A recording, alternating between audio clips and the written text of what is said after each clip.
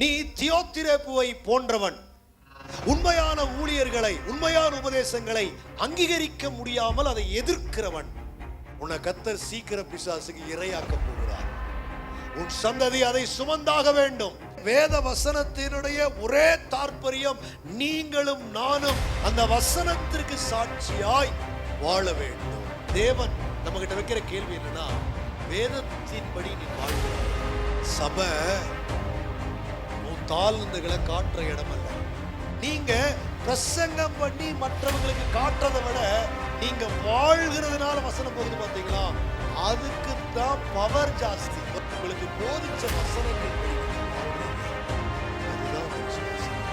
வேதத்தை வாசிக்கிறதை எடுத்து பைபிள் சொல்லல, வேதத்துல பிரியமாயிரு.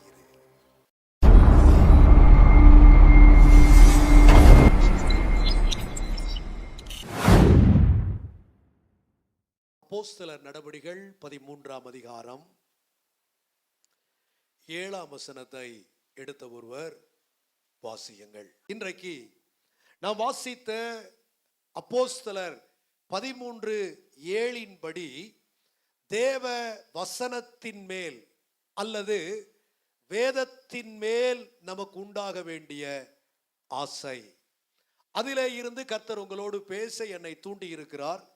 வேதம் தேவனுடைய வார்த்தை, வேதம் தேவனுடைய இருதயம், வேதம் தேவனுடைய புஸ்தகம், வேதம் தேவன் மனிதனுக்கு கொடுத்த மாபெரும் பரிசு. வேதம் இந்த உலகத்திலே ஒவ்வொரு மனுஷனும் கட்டாயம் அறிய வேண்டிய மகா பெரிய பொக்கிஷம். இப்படி வேதத்தை பற்றி நான் அநேக காரியங்களை உங்களுக்கு சொல்லிக்கொண்டே போகலாம். கிறிஸ்தவ மதத்திலே கிறிஸ்தவர்கள் என்று சொல்லப்படுகிற நம்மை போன்றவர்களிடத்திலே, இந்த மார்க்கத்திலே இவர்களுக்கு மட்டும்தான் என்பது போல நமக்கு வெளியே இருக்கிற அநேகர் யோசிக்கிறார்கள். ஆனால் வேதத்தின்படி சொல்ல வேண்டுமானால் உலகத்தில் பிறந்த ஒவ்வொரு மனுஷனுக்கும் தேவன் கொடுத்த பரிசு அவருடைய வேத புஸ்தகம். என் அன்பு தேவனுடைய பிள்ளைகளே, நன்றாய் கவனியுங்கள். வேத புஸ்தகமாகிய இந்த தேவனுடைய வசனத்தை பற்றி வேதம் நமக்கு சொல்லுகிறது என்னன்னா, இதன் மேல் நமக்கு ஆசை உண்டாக வேண்டும். 119ஆம் சங்கீதத்தில் 20வது வசனத்தையும் 40வது வசனத்தை நீங்க படிச்சீங்கன்னா, அங்கே சங்கீதக்காரன் தன்னுடைய அனுபவத்திலே இருந்து அழுத்தமாய் சொல்லுகிற காரியங்களை பார்க்க முடியும்.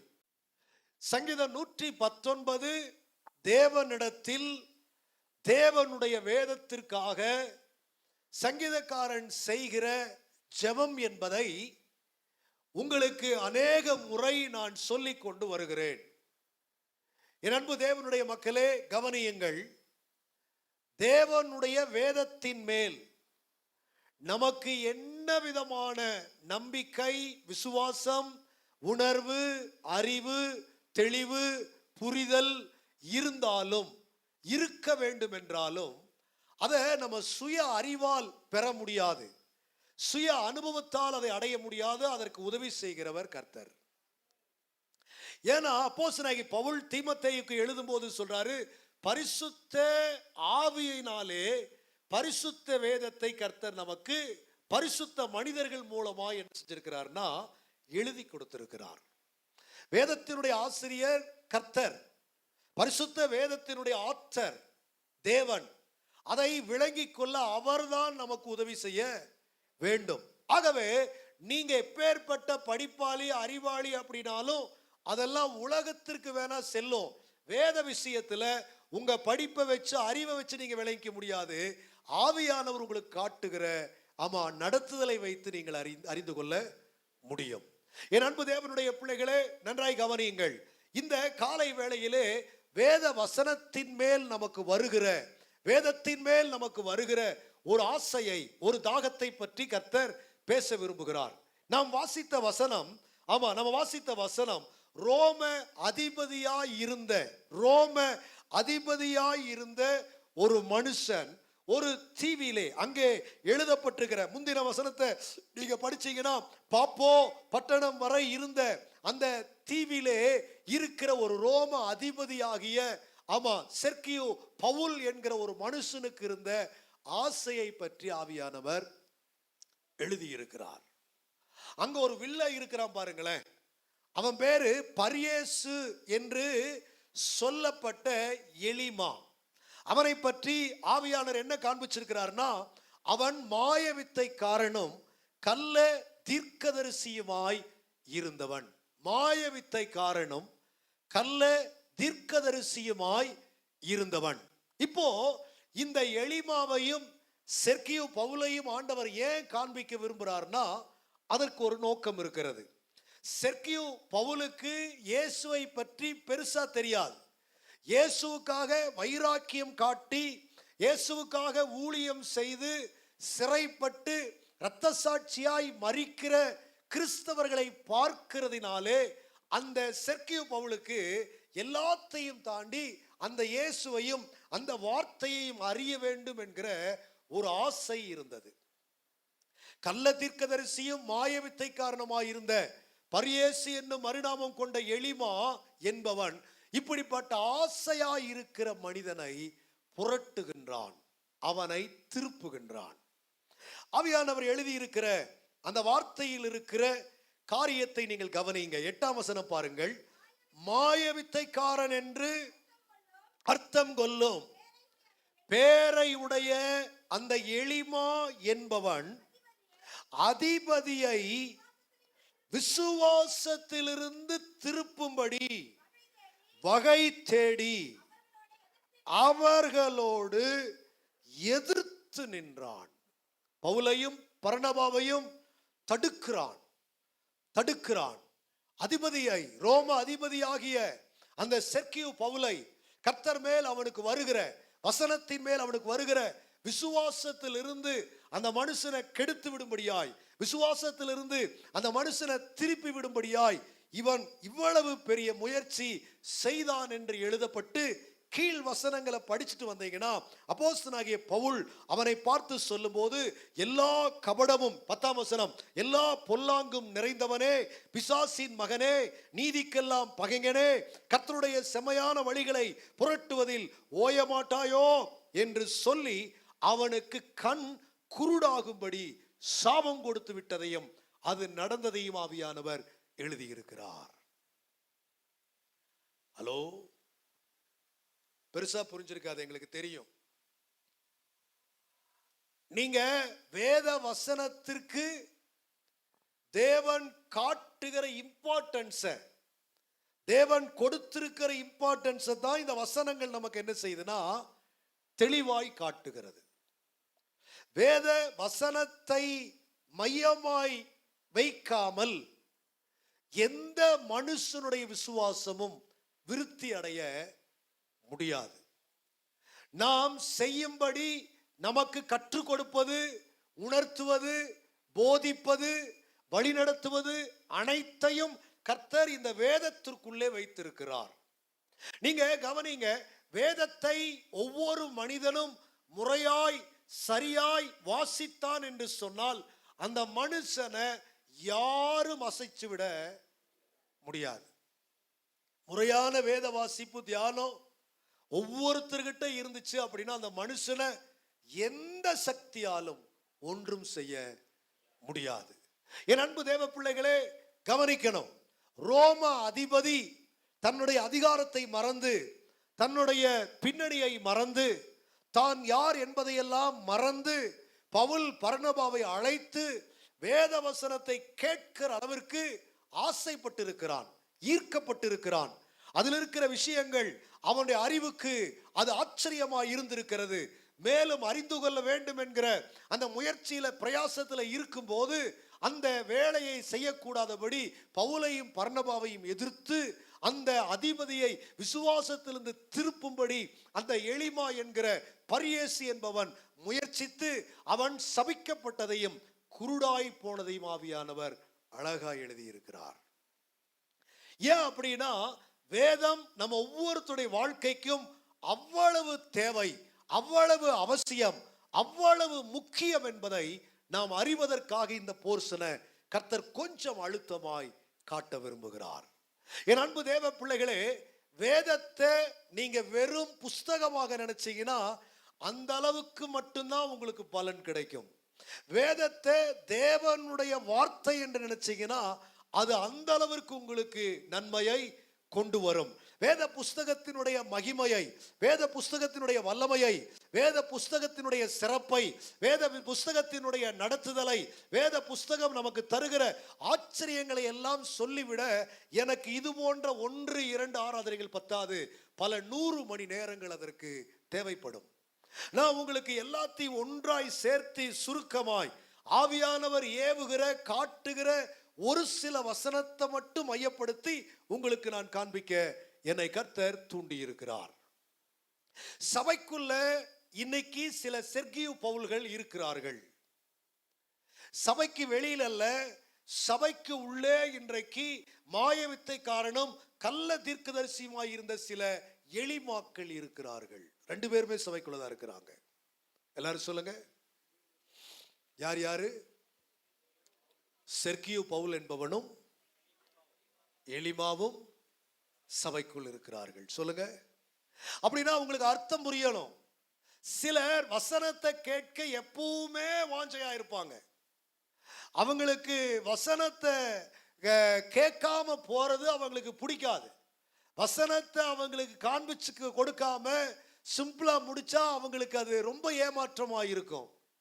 சில பேர் இருக்கிறாங்க, வசனத்தையெல்லாம் கேட்பாங்க, கேட்டுட்டு கொஞ்சம் விசுவாசமா இருக்கிறவங்களை அப்படி பார்த்து ஆர்வமா இருக்கிறவங்களை கண்டுபிடிச்சு அவங்கள ட்விஸ்ட் பண்ணி அவங்ககிட்ட எடக்கு மடக்கான காரியத்தை பேசி அவங்கள விசுவாசத்திலிருந்து இவங்க புரட்டுவாங்க. அவங்களையெல்லாம் வேதம் என்ன சொல்லுதுன்னா பிசாசின் பிள்ளை என்று சொல்லுகிறது. நான் சொல்ல இங்க ஆவியானவர் எழுதி வச்சிருக்கிறார். அவங்களுக்குள் இருக்கிற கபடம், அவர்களுக்குள் இருக்கிற பொல்லாங்கு அவர்களை பிசாசின் பிள்ளைகளாக மாற்றி நீதிக்கு பகைஞர்களாக, அதாவது தேவ வசனத்திற்கு எதிரிகளாக அவர்களை மாற்றி அவர்களை சாபத்திற்கு உள்ளாக்குகிறது. நம்மள நிறைய பேருக்கு சத்தியம் தெரியும், வசனம் தெரியும், ஆனால் வசனத்தின் மேல் விசுவாசமும் வாழ்க்கை முறையும் தான் இல்லை. உங்களுக்கு வசனம் தெரிகிறது பெருசல்ல, ஏன்னா பிசாசுக்கே வசனம் தெரியும். எல்லாரும் சொல்லுங்க, என்ன விட, எல்லாரும் சொல்லுங்க, என்ன விட பிசாசுக்கு வேதம் நல்லா தெரியும். அதனாலதான் நம்ம வசனம் சொல்லும் போது பிசாசு அதை ஒத்துக்கிறான். தெரியுமா உங்களுக்கு? நீங்க என்ன பெரிய பிஸ்தா? பிசாசுக்கு நல்லா தெரியும், எல்லா வசனமும் தெரியும். அதை உல்டா பண்ணி நம்ம கிட்ட திணிக்கவும் அவனுக்கு தெரியும். அல்லேலூயா. சில பேர் சபையில பிரசங்கத்தை கேட்டுட்டு இருக்கும் போதே பாஸ்டர் எங்கெல்லாம் தப்பு பண்றாருன்னு கண்டுபிடிச்சு அவருக்கு மார்க் போடுற அளவுக்கு அறிவாளிகளா சபைக்குள்ள இருப்பாங்க. என்ன பொறுத்த வரைக்கும் அவங்க எல்லாம், நீங்க தவறா நினைச்சுக்கிட்டா பரவாயில்ல, என்ன பொறுத்த வரைக்கும் அவங்க எல்லாம் பிசாசின் பிள்ளைகள். ஏன் அப்படின்னு கேட்டீங்கன்னா, சொல்லப்பட்ட பிரசங்கிக்கப்பட்ட வார்த்தையை கேட்டு ஒப்பு கொடுக்கிறதுக்கு பதிலாக பிரசங்கத்தில் இருக்கிற குறையை கவனித்து வார்த்தையை கேட்க முடியாதபடி விசுவாசத்திலிருந்து அவர்களை திருப்பும்படியாய் அது இருக்கிறபடினாலே நான் சொல்றேன், அவங்க பிசாசுக்கு பிள்ளைகளாய் இருக்கிறார்கள். செர்கியு பவுலுடைய விசுவாசத்தை கெடுக்க இப்படி எல்லாம் பிரயாசப்பட்ட அந்த பரியேசி என்ற எலிமாவுக்கு பவுல் என்ன சொல்றாருன்னா, பிசாசின் மகனே என்னங்கிறாரு. கீழே குருடருடைய கண்களை திறந்த அற்புதம் எல்லாம் உங்களுக்கு தெரியும். நல்லா இருந்த குருடாக்குனால அதுவும் அற்புதம் தான். அதை இங்கு ஆவியானவர் செய்கிறார். என் அன்பு தேவ பிள்ளையே, வசனத்திற்கு எதிராக அல்லது விசுவாசத்திற்கு எதிராக பிறருடைய விசுவாசத்தை கெடுப்பதற்கு ஏதுவாக யார் என்ன பண்ணினாலும் அவங்கள நான் சொல்லவே வேண்டாம், நீங்க யாரும் சொல்லவே வேண்டாம், அவங்க மேல கர்த்தருடைய சாபம் வரும். ஆதி சபையில அப்போஸ்தலனாகிய யோவானுடைய கண்காணிப்பின் கீழ் இருந்த சபையில இருந்த ஒரு பிரச்சனையை அப்போஸ்தலனாகிய யோவான் காட்டுகிறத அவர் எழுதிய 3ஆம் நிருபத்திலே நாம் பார்க்க முடியும். என்னோடு சேர்ந்து கொஞ்சம் நீங்க அதை கவனிச்சீங்கன்னா உங்களுக்கு அது பிரயோஜனமாய் இருக்கும் என்று நான் ஆவிக்குள்ளாக நடத்தப்படுகிறேன். 3ஆம் யோவான், வெளிப்படுத்தின விசேஷத்துக்கு முந்தின புஸ்தகம் யூதா, அதற்கு முந்தின புஸ்தகம் 3ஆம் யோவான். ஒரு அதிகாரம் தான் இருக்கும். அந்த 3ஆம் நிருபத்தை நீங்க கவனிச்சு பார்த்தீங்கன்னா, சபைக்குள்ளே வருகிற நோக்கத்தை மறந்து, சபைக்குள்ளே இருக்க வேண்டிய தன்மையை மறந்து, சபைக்குள்ளே காண்பிக்க வேண்டிய விசுவாச வாழ்க்கை முறையை விட்டு சிதறி போயிருந்த 2 முக்கியமான குறிப்புகளை அந்த காலத்தின் சபைக்கு மூப்பனுக்கும் காண்பித்து கொடுக்கிற விதமாய் யோவான் காட்டும் போது பயன்படுத்துகிற பாத்திரத்தை பாருங்கள். 9ஆம் வசனம், பிரசங்கிக்கிற ஊழியர்களை, வசனத்தை கற்றுக் கொடுக்கிற தேவ மனிதர்களை, வசனத்தை தெளிவாய் பாரபட்சம் இல்லாமல் போதிக்கிற ஊழியர்களை யார் ஏற்றுக்கொள்ளல அப்படின்னு கேட்டீங்கன்னா, இங்க தியோத்திரேப்பு என்று ஒரு பேர் கொடுக்கிறார். இந்த தியோத்திரேப்பு அப்படிங்கிற அந்த மனுஷன் இந்த காலத்து சபைகளிலும் இருக்கிறாங்க. அவங்க யாருன்னா, அந்த வசனத்தை நீங்க கவனிச்சீங்கன்னா, ஜனங்களுக்குள்ள முதன்மையாய் இருக்கும்படி விரும்பினவன் அந்த தியோத்திரேப்பு என்று எழுதப்பட்டிருக்கிறது. சபைக்குள்ள நம்ம எல்லாருமே சத்தியத்தை கேட்பதற்காகவும் கற்பதற்காகவும் வாழ்ந்து காட்ட பழக்குவிக்கப்படுவதற்காகவும் தான் வரோம். வேற எந்த பந்தாவுக்கு சபைக்கு நம்ம யாரும் என்ன செய்யல, வரல. சபைக்கு நிர்வாகம் இருக்கிறது, சபைக்கு தரிசனம் இருக்கிறது, சபைக்கு ஊழியங்கள் இருக்கிறது, சபைக்கு அநேக செயலாக்க திட்டங்கள் இருக்கிறது. அதற்கு சில பொறுப்பாளர்கள் தேவை, அதற்கு சில அப்படிப்பட்ட மக்கள் அர்ப்பணிக்கிறவர்கள் தேவை. ஆனா அவங்க எப்படிப்பட்டவங்களா இருக்கணும்னா, கர்த்தருக்காக தங்களை முற்றிலும் தேவனுக்கு அர்ப்பணித்தவர்களாக இருக்கணும். அதுல பேர் பார்க்கிறவங்களாகவும், அதுல பணம் பார்க்கிறவர்களாகவும், அதுல தங்களை பிரபல்யப்படுத்திக் கொள்ளுகிறாகவும் யாரும் இருக்க கூடாது. இங்க வேதத்துல போட்டிருக்குது, சபையில் இருக்கிற ஜனங்களுக்குள்ள விசேஷமா ஃபெமிலியரா இருக்க விரும்பின ஒரு மனுஷன் இருந்தான். அவன் பேரு தான் தியோத்திரேப்பு. அவன் என்ன செய்ய மாட்டான்னா, வசனத்தை பிரசங்கிக்கிற ஊழியர்களை ஏற்றுக்கொள்ள மாட்டான். புரிந்தவர்கள் பாக்கியவான்கள். சபைக்குள்ள அவன் விசுவாசிங்க, அவனும் விசுவாசிதான், அவனும் விசுவாசிதான். அவன் அப்படி செய்ய மாட்டான். ஏன் அப்படின்னா, அவனுக்கு சத்தியம் கேட்கறதுல வாஞ்சை இல்லை, சத்தியத்திற்கு அர்ப்பணிக்கிற ஆசை இல்லை, சத்தியத்தினுடைய வாழ்வதில் அவனுக்கு வாஞ்சை இல்லை. அவனுக்கு என்னன்னு கேட்டீங்கன்னா, சபைக்குள்ளே தன்னை பெரிய ஆளா காண்பிச்சுக்கிறதுல, சபைக்குள்ளே தன்னை சிறப்பானவனாய் காண்பிச்சு கொள்றதுல மட்டும்தான் அவனுக்கு கவனம் இருந்ததுன்னு ஆவியானவர் எழுதி வச்சிருக்கிறார். கீழே இன்னொரு மனுஷன் அடையாளம் காட்டுறார். 12ஆம் வசனத்தை பாருங்கள். அதே சபைக்குள்ள தேமேத்ரியு என்பவரை பற்றியும் அப்போஸ்தலன் எழுதுகிறார். இவர் யாருன்னா, நற்சாட்சி பெற்றவர். ஸ்பெசிபிக்கா பார்த்தீங்கன்னா, சத்தியத்திலே வாழ்கிறதுல நற்சாட்சி பெற்றவர், ஊழியர்களிடத்திலே நற்சாட்சி பெற்றவர், சபையிலே நற்சாட்சி பெற்றவர். ஒரு விசுவாசி, சபைக்குள் இருக்கிற ஒரு விசுவாசி, இந்த வசனத்தின்படி நான் சொல்றேன், 3 விதத்துல சாட்சியை வாங்கணும். ஒன்று, உங்க ஊழியக்காரன் உங்களை பற்றி சாட்சி கொடுக்கணும். 2, நீங்கள் அங்கம் வகிக்கிற உங்கள் சபை மக்கள் உங்களை பற்றி சாட்சி கொடுக்கணும். 3, நீங்கள் வாழ்கிற சத்தியம் உங்களை குறித்து சாட்சி கொடுக்கணும், அல்லது சத்தியத்திற்கு நீங்கள் சாட்சியாய் இருக்கணும். என் அன்பு தேவ பிள்ளையே, சபைக்கு வந்துட்டு போறதை வச்சு கிறிஸ்தவம் இல்லை. சபையில அட்டெண்ட் பண்றதை வச்சு, சபையில காங்கிரிகேஷன்ல, மெம்பர்ஷிப்ல, சப்ஸ்கிரிப்ஷன்ல அந்த கிறிஸ்தவம் இல்லை. நீங்கள் சத்தியத்தை ஏற்று கேட்டு நடப்பதிலே உண்மையான கிறிஸ்தவம் அங்கே அதற்குள் தேவன் வைத்திருக்கிறார். ஒரு ஆமென் சொல்லுங்க பார்க்கலாம். என் அன்பு தேவ பிள்ளைகளே, சபைக்குள்ள எப்பவுமே சில தேமேத்ரியர்கள் இருப்பாங்க. அதே மாதிரி சபைக்குள்ள சில தியோத்திரேப்புகளும் இருப்பார்கள். புரிந்தவர்கள் பாக்கியவான்கள். கொஞ்ச நேரத்துக்கு முன்னாடி சொன்னேன், சபையில எளிமாவும் இருப்பான், செர்கியோ பவுலும் இருப்பான். என்னதான் உலக பிரகாரமான ஆஸ்தி அந்தஸ்து அது இது ஆமா கனம் உயர்வு மேன்மை ஐஸ்வர்யம் அதெல்லாம் இருந்தாலும் ஆண்டவருக்கு பிரியமா சபையிலே வந்து பயபக்தியோடு சில பேர் இருந்து ஆர்வமா வசனம் என்னங்கிறத கவனிப்பாங்க. சில பேருக்கு எதுவும் பெருசா இருக்காது. அவங்களுக்கு வேலையே மற்றவங்களை குழப்புறது தான் வேலை. சீனியர் சில விஷயத்திலெல்லாம் மூத்தவர்கள் என்று சொல்ற கொஞ்சம் பேர் சபைக்குள்ள இருப்பாங்க. எதுன்னு சொல்லுங்க பார்க்கலாம். முதல்ல வயசுல, இரண்டாவது சபைக்கு வந்து சேர்ந்ததுல, மூன்றாவது அந்தந்த குடும்பத்துல முதல் ரட்சிக்கப்பட்டதுன்னு சொல்றதுல, இந்த மாதிரி சில நம்ம பேச்சில் சொல்றேன் பருப்புகை இருப்பாங்க. ஹலோ இருக்கிறீங்களா என்ன? இவங்களுக்கு எப்பவுமே ஒரு தோரணை இருக்கும். என்ன தோரணை?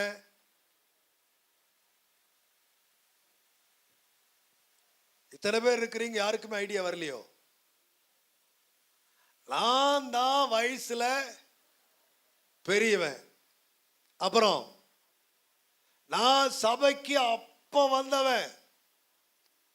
அந்த காலத்துல அதுக்கு அடையாளமா நிறைய வச்சிருப்பாங்க. சபை வாடகையில நடந்துட்டு இருந்துச்சுல அப்போ, ஷெட்டில் நடந்துட்டு இருந்துச்சுல அப்போ, சபை இப்படி இருந்துச்சுல்ல அப்போ, பாஸ்டர் இந்த வயசுல இருந்தாருல அப்போ, இந்த மாதிரி எதையாவது ஒன்று சொல்லி அவங்க சீனியாரிட்டியை ப்ரூவ் பண்ணுவாங்க அப்போ. அடுத்தது பார்த்தீங்கன்னா இந்த குடும்பத்திற்குள்ள கணவனோ மனைவியோ பிள்ளையோ யாரோ ஒருத்தரை ரட்சித்து தான் ஆண்டு அப்புறம் அந்த குடும்பத்தையும் சமுதாயத்தையும் கர்த்தர் ரட்சிக்கிறார். ஆமெனா? கர்த்தராகிய இயேசுவை விசுவாசி.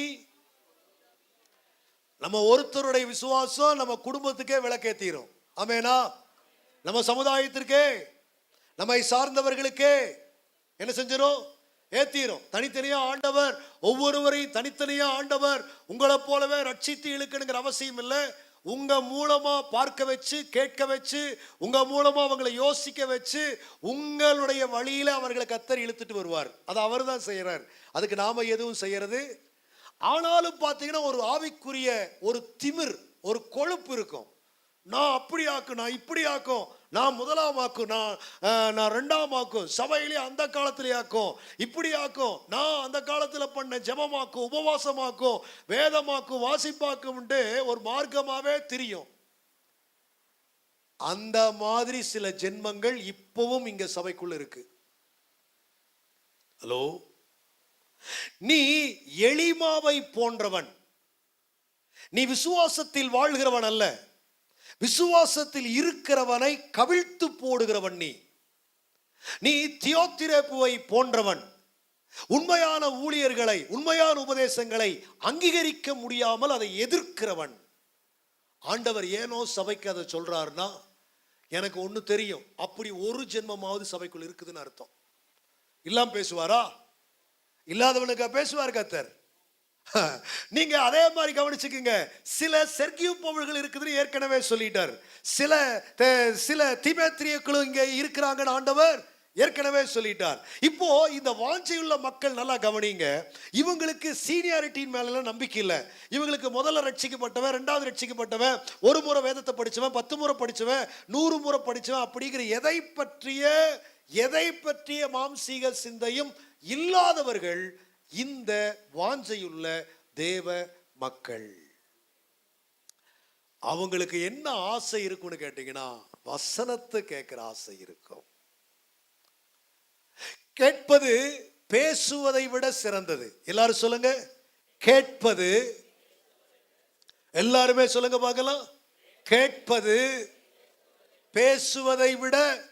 அதனாலதான் பைபிள் கேட்கிறதுக்கு தீவிரமா இருங்கங்குது. கேட்பதற்கு, அதாவது கவனிப்பதற்கு கற்றுக்கொள்வதற்கு லேர்ன் பண்றதுக்கு நாம எப்படி இருக்கணும்னா ரொம்ப வேகமா, ரொம்ப ஸ்பீடா, ரொம்ப வாஞ்சையா, ரொம்ப அக்கறையா, ரொம்ப கரிசனையாய் இருக்கணும்னு ஆவியானவரே தமது சபைகளுக்கு அதை சொல்லிக்கிட்டே இருக்கிறார். திரும்ப திரும்ப திரும்ப திரும்ப சொல்லி கொடுத்துட்டே இருக்கிறார்.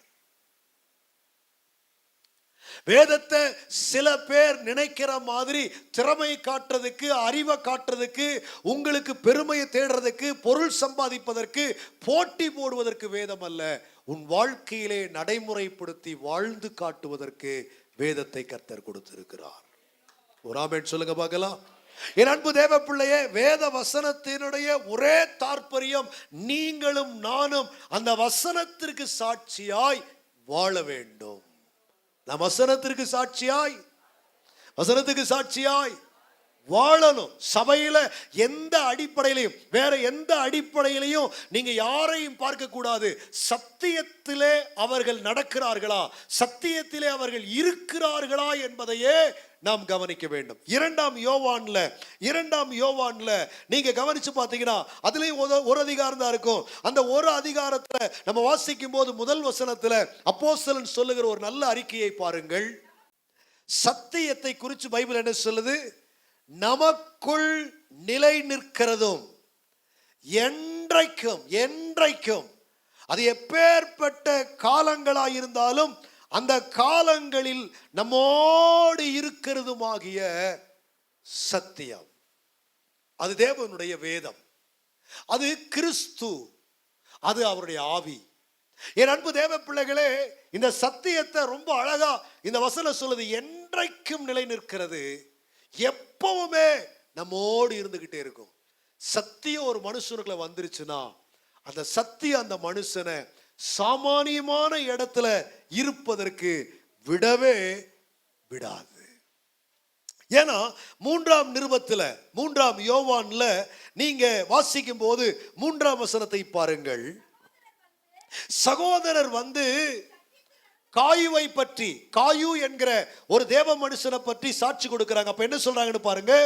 நீ சத்தியத்தில் நடந்து கொள்ளுகிறாய் என்று உன்னுடைய உண்மையை குறித்து சாட்சி கொடுத்த போது மிகவும் சந்தோஷப்பட்டேன்.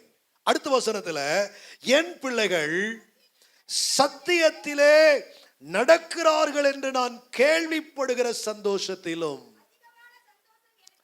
அதிகமான சந்தோஷம் எனக்கு வேற இருக்கவே முடியாதுங்கிறார். என் அன்பு தேவ பிள்ளைகளே, சத்தியத்தை நீங்க தூக்கிட்டு வர்றது, சத்தியத்தை கேட்க வர்றது, அதெல்லாத்தையும் விட பெருசு என்னன்னா சத்தியத்தின்படி நாம் வாழ்கிறோம் என்பதுதான் பெருசு. ஆமென். பைபிள் என்கிட்ட இருக்கா? எந்த மாதிரி? அதை எல்லாத்தையும் விட வேதம், தேவன் நம்ம கிட்ட வைக்கிற கேள்வி என்னன்னா, வேதத்தின்படி நீ வாழ்கிறாயா, சத்தியத்தின்படி நீ நடக்கிறாயா என்பதுதான். நீங்க யாரையும் பார்த்து உங்க விசுவாசத்தை விட்டுறக்கூடாது. நீங்க யாரையும் பார்த்து உங்களை கெடுத்துக் கொள்ளக்கூடாது. நீங்கள் யாரையும் பார்த்து எந்த விதமான மோசத்திற்குள்ளையும் உங்க ஆத்துமாவை ஒப்பு கொடுத்துடக்கூடாது. நீங்க எத்தனை பேரை பார்த்தாலும் நீங்க கற்றுக்கொண்ட சத்தியத்துல தான் நிற்கனவே ஒழிய அதுல இருந்து ஜம்ப் ஆயிடக்கூடாது. ஒரு ஆமென் சொல்லுங்க பாப்போம். என் அன்பு தேவ பிள்ளைகளே, நல்லா கவனிங்க. வேத புஸ்தகத்தை பற்றி அப்படியே சொல்லிக்கிட்டே போலாம், நிறைய சொல்லிக்கிட்டே போலாம். இதுல ஊழியக்காரர்களும் விசுவாசிகளும் சாட்சி உள்ளவர்களாய் வேதத்துக்கு என்ன செய்யணும்னா வாழணும். சில பேர் நம்முடைய விசுவாசம், நம்ம வாஞ்ச, நம்மகிட்ட இருக்கிற அந்த ஆவிக்குரிய தாகம், ஆர்வம், இதையெல்லாம் பார்த்து சில பேர் உண்மையா சொல்ற பிசாசின் பிள்ளைகளாய் மாறி, சில பேர்த்த பிசாசு தன்னுடைய கருவியாய் மாற்றி சபைக்குள்ள வச்சே உங்களை என்ன செய்வான கெடுத்துக்கிட்டு இருப்பான். கவனிச்சிருக்கிறீங்களா? சில விசுவாசிகளால சிலர் சத்தியத்தில் விழுந்துட்டாங்க. சில விசுவாசிகளால சிலர் சபைக்குள்ள சாட்சியை கெடுத்துக்கிட்டாங்க. இவங்களை கெடுத்தது அந்நியர்கள் அல்ல, இவங்களை மோசம் பண்ணினது, மோசம் போக்கினது வெளியாட்கள் அல்ல, சபைக்குள் இருந்த சில எளிமாக்கள், சபைக்குள் இருந்த சில தியோத்திரேப்புகளே அந்த வேலையை சொல்லுங்க, அந்த வேலையை செஞ்சிருக்கிறாங்க. இப்போ நாம கவனிச்சு பார்ப்போம். இந்த வேத புஸ்தகத்தின் மேல எனக்கு ஏன் ஆசை வர வேண்டும், எனக்கு உங்களுக்கு ஏன் அந்த வாஞ்சை, அந்த தாகம் வரணும் அப்படிங்கிறதுக்கு நம்ம சங்கீதத்தில் படிச்ச 2 வசனத்தை மீண்டும் திரும்ப போகிறோம். 119ஆம் சங்கீதம் 20வது வசனத்தை முதல்ல படிங்க. ஆண்டவருடைய நியாயங்கள் மேல வேத புஸ்தகத்திற்கு நிறைய பெயர்கள் கொடுக்கப்பட்டிருக்குது. அதுல நியாயங்கள், ஆமா, நியாய பிரமாணம், நியாயம், ஆமா, கட்டளை, நீதி, இதெல்லாம் வேதத்திற்கு கொடுக்கப்பட்டிருக்கிற இன்னும் சப்டைட்டில், இதெல்லாம் அதுக்கு கொடுக்கப்பட்டிருக்கிற இன்னும் மற்ற பெயர்கள். என் அன்பு தேவ பிள்ளைகளை கவனிங்க. அந்த வேதத்தை குறித்து சங்கீதக்காரன் சொல்லும்போது சொல்றாரு, எக்காலமும் ஆமா வேதத்தின் மேல எனக்கு இருக்கிற அந்த வாஞ்சையினால ஆத்துமா என்ன செஞ்சிருதுன்னா தொய்ந்து போகிறது. ஆத்துமா நம்ம பேச்சில் சொன்னா கேட்டு தொய்ந்து போகல, கேட்கறதுக்கு தொய்ந்து போகுது. ஒரு ஆமென் சொல்லுங்க பார்க்கலாம். சில பேர் இருக்கிறாங்க சத்தியம் கேட்டு கேட்டு கேட்டு கெட்டு போயிடுவாங்க. பார்த்துருக்கிறீங்களா? சில இடத்துல சத்தியம் நிறைய இருக்கும், நல்லா இருக்கும், நல்லா நோட்டு போட்டு பேனா போட்டு ஹைலைட்டர் வச்சு ஆமா அப்படி போட்டு இப்படி போட்டுலாம் அழகா எழுதி பாயிண்ட் 1 2 3 எல்லாம் எழுதி சத்தியத்தை கற்று வருகிற மக்கள் நிறைய பேரை நான் பார்த்துருக்கிறேன்.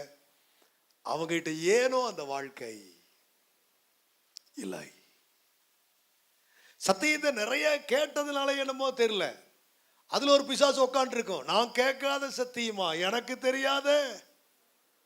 சில பேர் அப்படி அள்ளி விடுவான், அப்படி வாய் திறந்தா போது வசனம் தான் வரும். எங்களுக்கு வரும் நிறையா. என் அன்பு தேவ பிள்ளையே, அது எல்லாத்தையும் விட பெஸ்ட் எது தெரியுமா? வசனத்தின்படி வாழ்வது தான் பெஸ்ட்.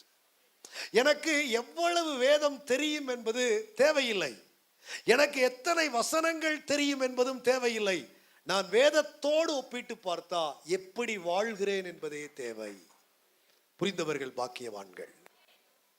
என் அன்பு தேவ பிள்ளைகளே நல்லா கவனிங்க. இப்போ தாவீது சொல்ற வார்த்தை பாருங்க, வாஞ்ச ஆண்டவருடைய வசனங்கள் மேல, ஆண்டவருடைய அந்த நியாயங்கள் மேல. ஏன்னா அதுல ஒரு அநியாயமும் இல்லை, வசனத்துல ஒரு சூதுவாதும். வசனம் எந்த ஆங்கிள் யார் படிச்சாலும் அந்த வசனம் குத்துறவனை குத்திக்கிட்டே தான் இருக்கும், உடைக்கிறவங்களை உடைச்சுக்கிட்டே தான் இருக்கும், எரிக்கிறவங்களை எரிச்சுக்கிட்டே இருக்கும், தாகம் தீர்க்கிறவங்களை தீர்த்துக்கிட்டே இருக்கும், பசி ஆற்றவங்களை. சொல்லுங்க. ஆமா, வசனம் மெடிசனாவும் இருக்கு, வசனம் ஃபுட்டாவும் இருக்கும், வசனம் ட்ரிங்காவும் இருக்கும், வசனம் ஃபயராவும் இருக்கும், வசனம் ஹம்மரா உடைக்கிறவனை உடைச்சுக்கிட்டே இருக்குமாக்கும். அல்லேலூயா.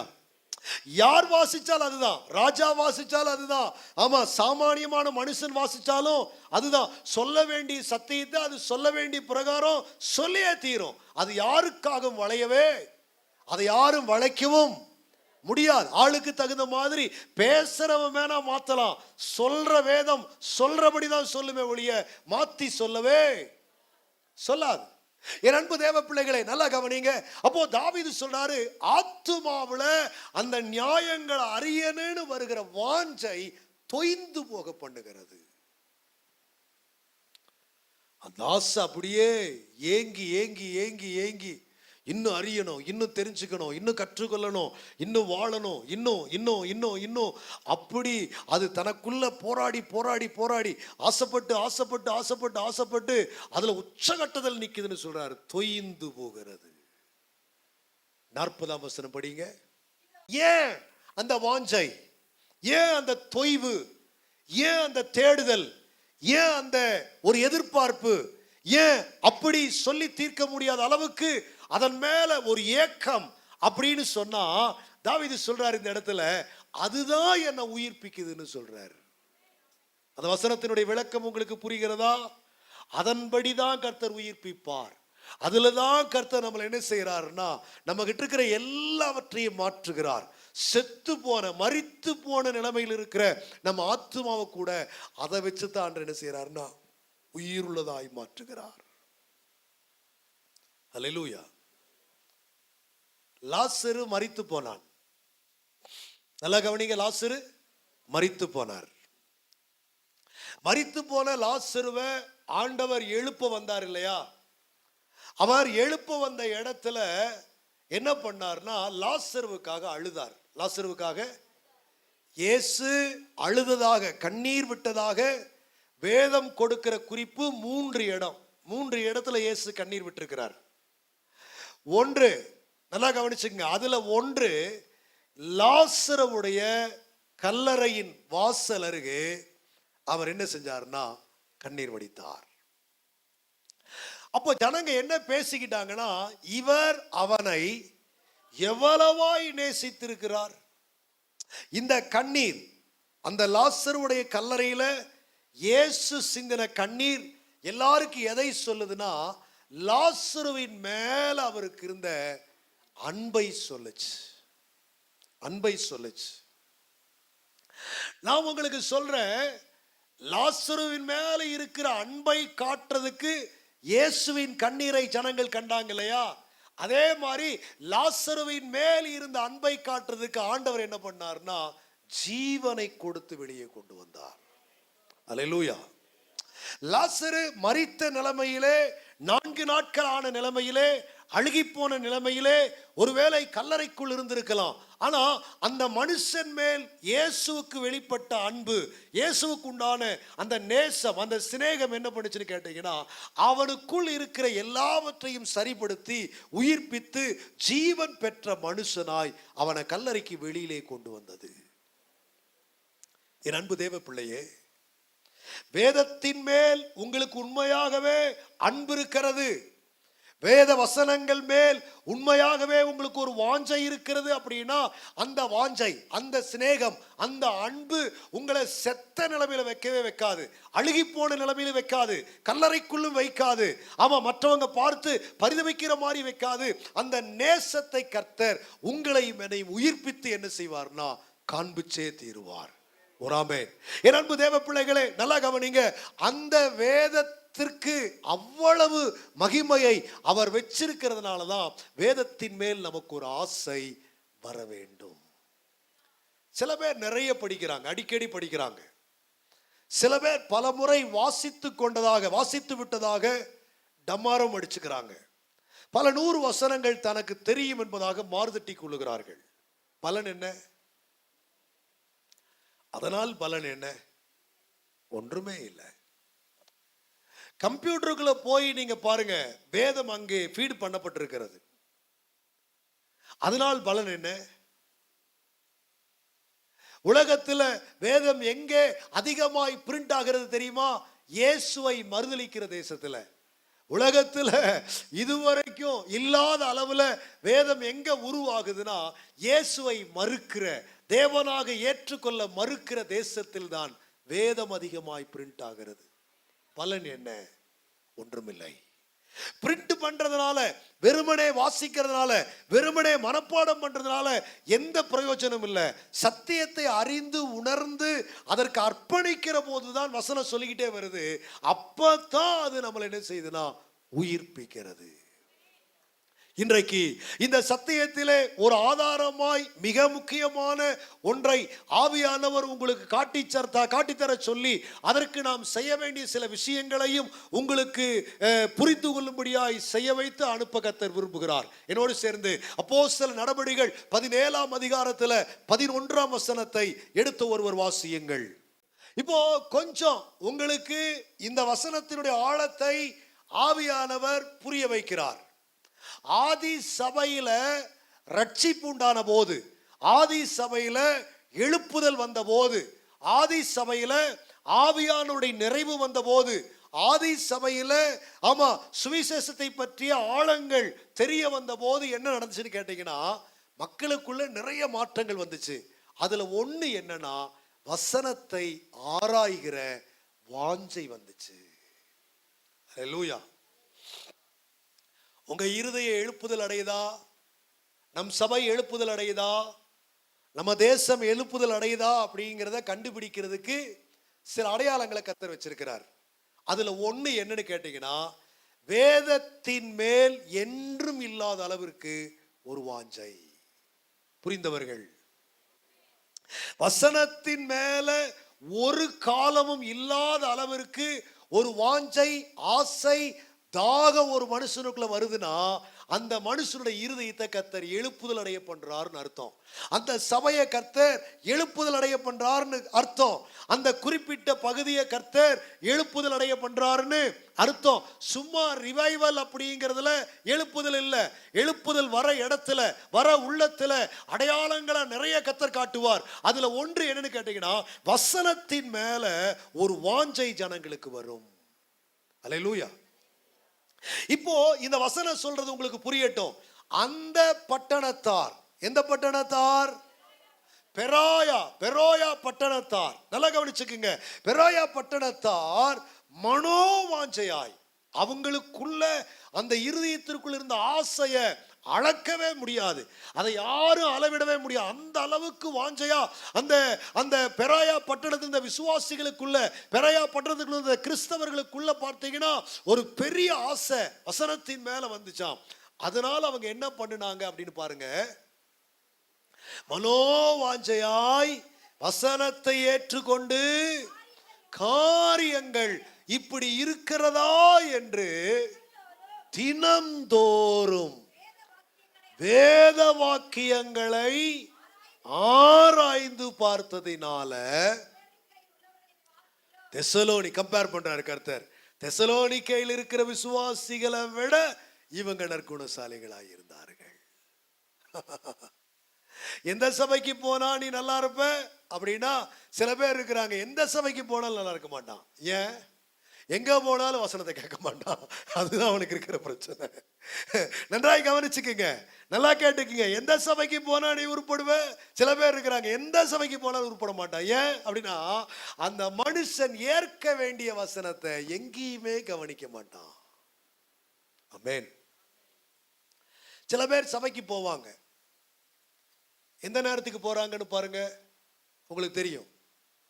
சில பேர் எதுக்கு போறாங்கன்னு பாருங்க, உங்களுக்கு தெரியும்.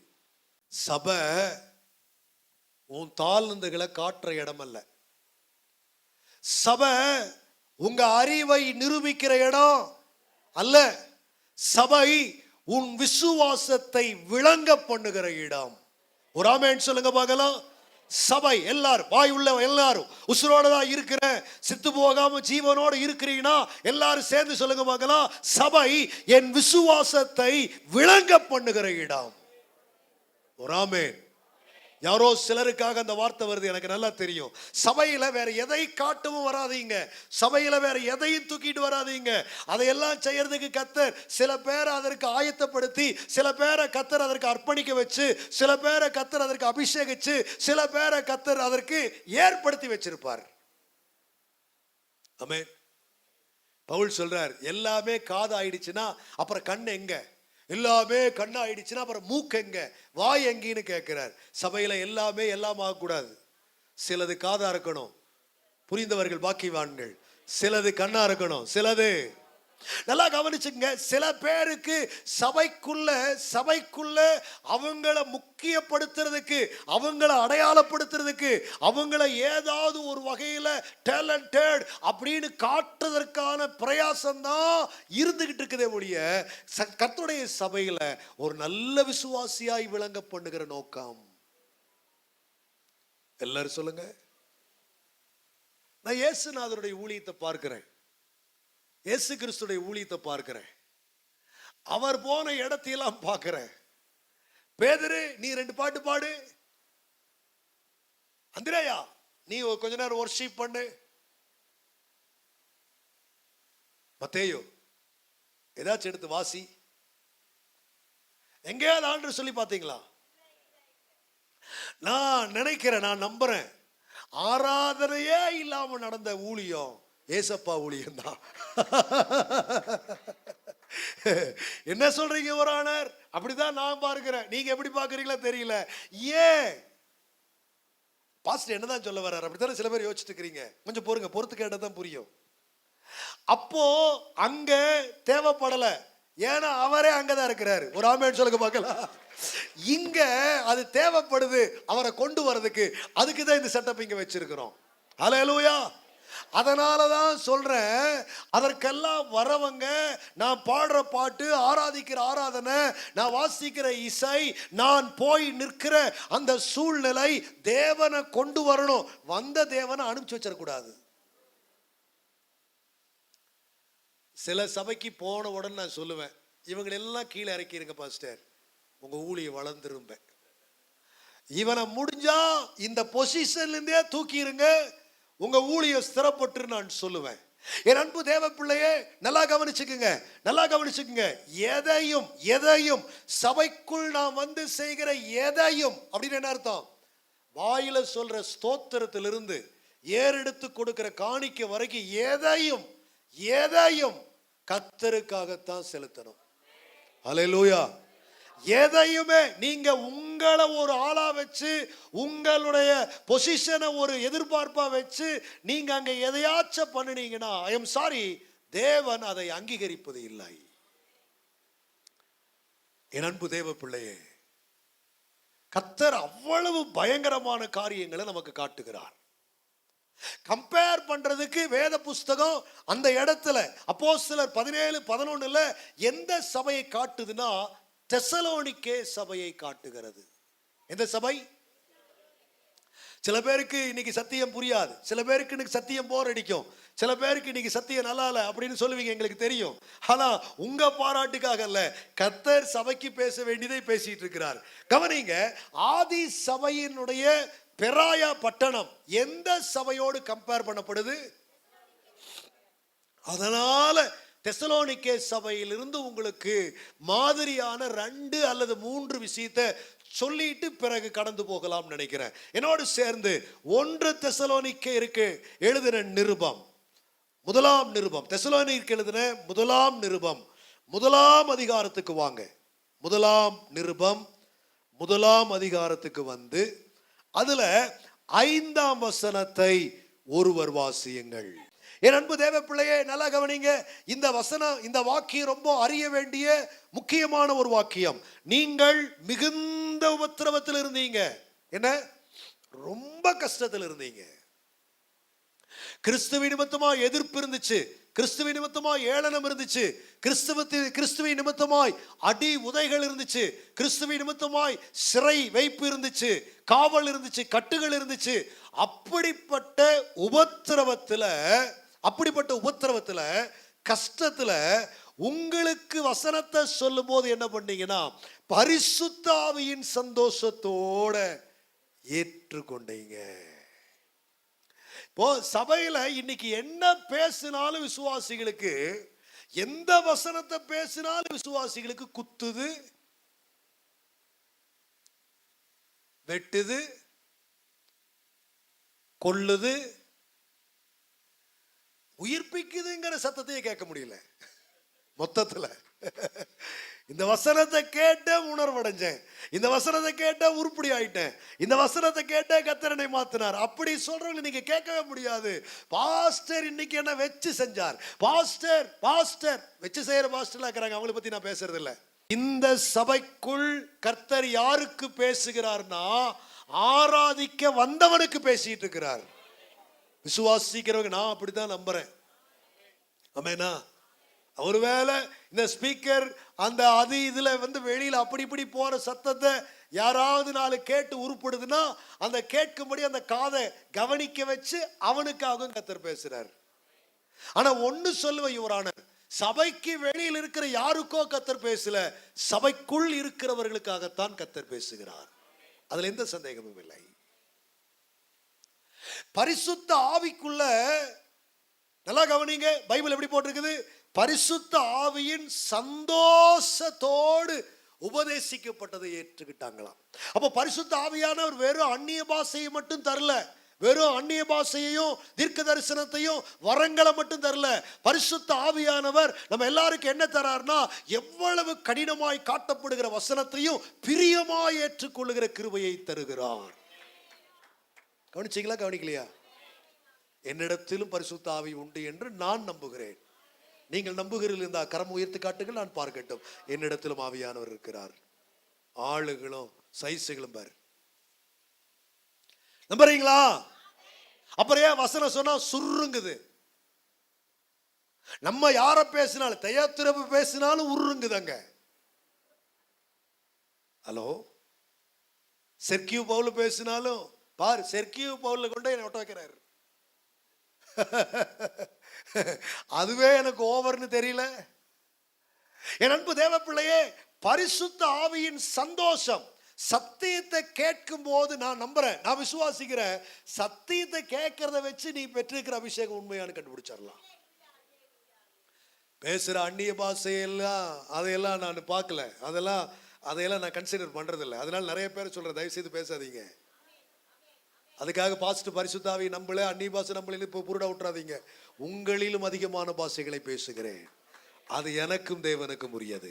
என் அன்பு தேவ பிள்ளைகளே, நன்றாய் கவனிங்க, நன்றாய் கவனிங்க. நீங்க பரிசுத்த ஆவியை பெற்றிருக்கிறீர்கள் என்பதற்கான அடையாளம், ஒருவேளை அந்நிய பாஷை என்பதை நாம் சத்தியத்தின்படி ஒத்துக்கொண்டாலும் அந்நிய பாஷை பேசி பேசி எல்லாத்தையும் ஏமாத்திட்டு இருக்காதீங்க. சத்தியத்தை கேட்கும் போது எப்படி ஏற்றுக்கொள்ளுகிறீர்கள்? சில சில சத்தியம், சில வசனம் நீ இப்படி இருக்கிறியே அப்படின்னு நம்ம கிட்ட வந்து ஒட்டச்சு நொறுக்கிட்டு இருக்கோம். சில வசனம் நீ இதுல இருக்கிற அப்படின்னு சொல்லி நம்ம உற்சாகப்படுத்திட்டு இருக்கோம். அவன் ரெண்டையுமே ஆவியான ரெண்டு விதமா உங்களுக்கு காண்பிக்கும் போதும் உங்களுக்குள்ள இருக்கிற ஆவியினால நீங்க என்ன பண்ணுவீங்கன்னா அதை பிரியமா ஏற்றுக்கொள்வீங்க.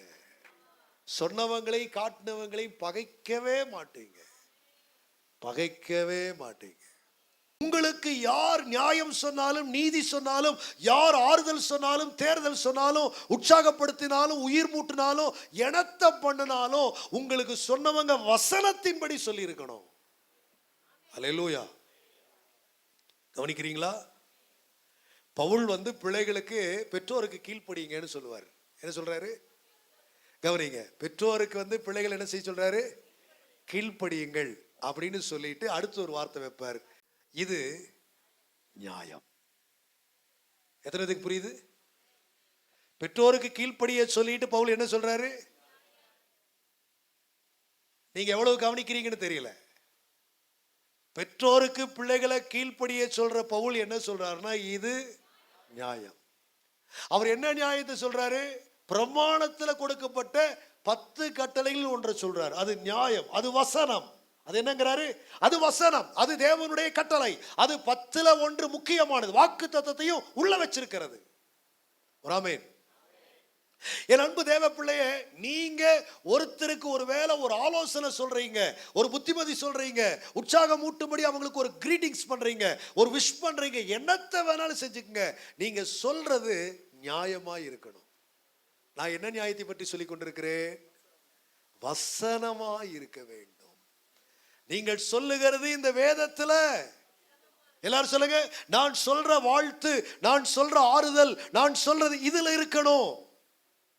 இந்த செத்தவங்க வீட்டுக்கெல்லாம் நம்ம போறோம் பாத்தீங்களா, இறந்தவங்க அடக்கம் பண்ற வீட்டுக்கு நம்ம போறோம் இல்லையா, அங்கெல்லாம் போகும்போது ஒருத்தருக்கு ஒருத்தர் என்ன பண்ணணும்னா ஆறுதல் சொல்லணுமா. என்னவா?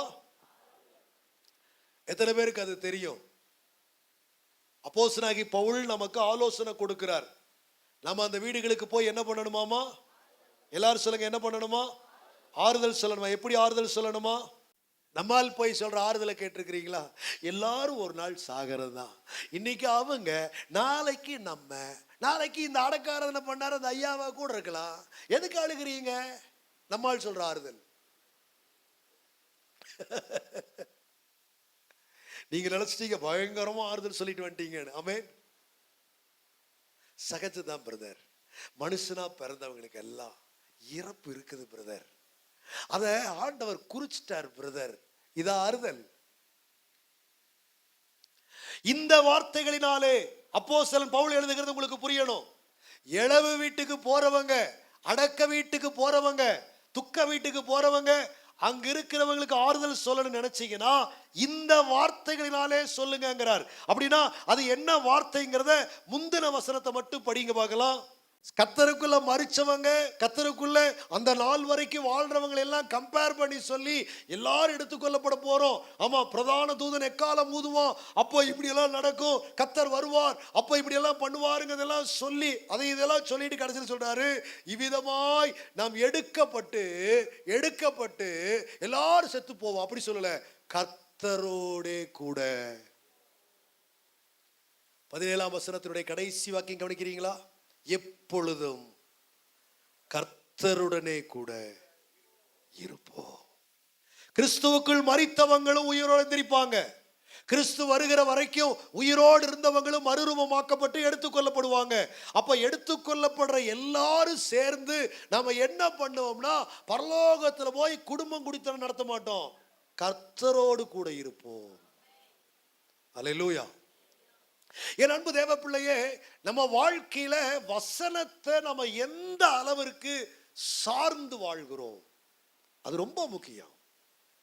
தயவு செய்து நான் உங்களுக்கு சொல்லுகிற வார்த்தைகளுடைய ஆழங்கள் புரிவதாக, வாழ்க்கையில நமது ஜீவியத்தினுடைய அசைவுகளில, செயல்களில, எல்லா தரப்பிலும் நம்ம கிட்ட இருக்கிற பரிசுத்த ஆவியினுடைய சந்தோஷத்துல வசனத்தை அக்ரி பண்ணணும்.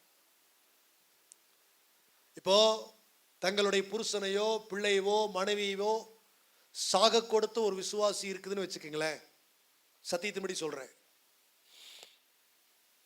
அது அந்த நேரத்தில் அவங்களுக்கு என்ன துக்கம், ரொம்ப கஷ்டம், ரொம்ப வருத்தம். நம்ம செத்தோனையே கேட்டுக்குவோம், யார் செத்தா அவங்களுக்கு என்ன வயசுன்னு கேட்டுக்குவோம். நம்மளை பொறுத்தவரைக்கும் கொஞ்சம் வயசானதா தேவையில்லை பரவாயில்ல, கொஞ்சம் வயசாந்தா அப்படிம்போம். இப்படியே பழகிட்டோம் இல்லையா? அந்த சிந்தையெல்லாம் மாறணும். பரிசுத்த ஆவிக்குள்ள நல்லா கவனிங்க, விசுவாசிக ஒரு உபத்திரவத்தில் இருக்கும் போது உங்களுக்கு வசனம் சொல்றவங்க இப்படி சொல்லி வசனத்தை சொல்லி ஆறுதல் படுத்துவாங்க. அப்போ உங்க வீட்டுக்கு வந்தவங்க யார் சொல்றாங்களோ சொல்லலையோ, கண்டிப்பா ஊழியக்காரர் 2 வார்த்தைய, அது அவன் டியூட்டி, அது அவனுடைய. இப்போ நல்லா கேளுங்க, பவுல் சொல்றது உங்களுக்கு புரியும். எங்களால சொல்லப்பட்டதை நீங்க உபத்திரவத்துல, துக்கத்துல, கஷ்டத்துல, கண்ணீர்ல இருக்கும் போது பரிசுத்த ஆவியின் சந்தோஷத்தினால என்ன செஞ்சீங்கன்னா ஏற்றுக்கொண்டீங்க. ஒரு ஆமென்.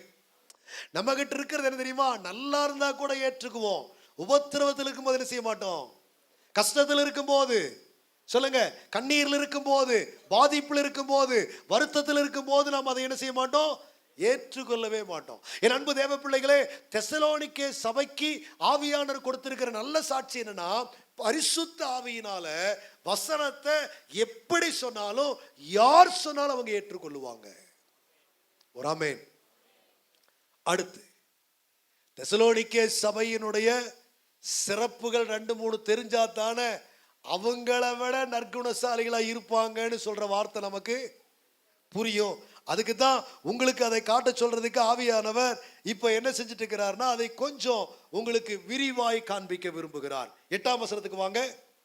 இங்க போட்டிருக்கிறத கவனிங்க. உங்களிடத்திலிருந்து கர்த்தருடைய வசனம் என்ன பண்ணுதுன்னா, மக்கதோனியாவிலும் அகாயாவிலும் தொனிக்கிறது. அங்க எதிரொலிக்குது, உங்ககிட்ட இருக்கிற வசனம் அங்க ஒலிக்குதுங்கிறார். இதனுடைய அர்த்தம் உங்களுக்கு புரியணும். இப்போ உடனே நீங்க இப்படி நினைச்சிடக்கூடாது, தெசலோனிக்கே சபை மக்கள் பிரசங்கம் பண்ணினார்கள். நோ, அவர்கள் அதெல்லாம் செய்யல.